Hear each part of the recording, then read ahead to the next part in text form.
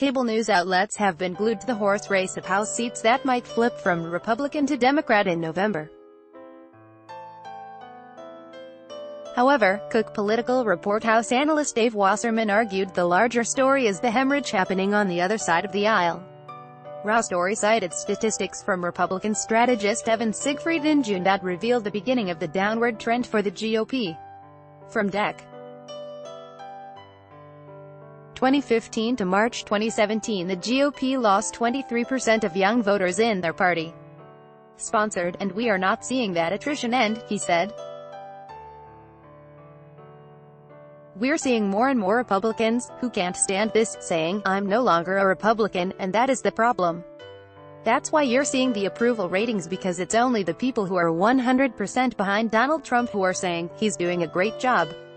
MSNBC host Yasmin Vasagian pointed out that people like George Will and Steve Schmidt have nothing to lose in 2018, they're not running for any elections. Where, many of the members of the GOP are fighting for their political lives, stuck between a rock and a hard place.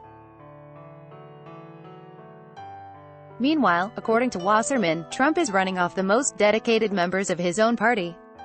There are 43 Republican seats that are open for the 2018 election. Axios explained it was 1 out of 6 Republicans in the House.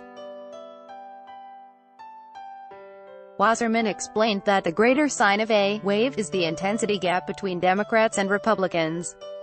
Republicans aren't excited about an election where President Donald Trump isn't on the ballot. Meanwhile, anger is fueling progressives seeking revenge. With those for whom Trump didn't keep his promises, enthusiasm wanes or they jump ship entirely. He went on to note that reporters might be being overcautious in predicting the so-called blue wave after the polling anomalies in the 2016 election failed to predict the Trump win.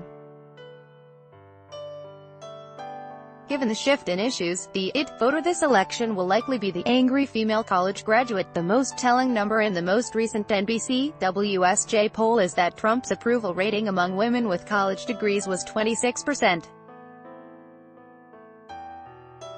That's absolutely awful, and the intensity of that group is extraordinary, Wasserman told Axios. They're already the most likely demographic to turn out to vote in midterms. But never have they been this fervently anti-Republican. Read the full story at Axios.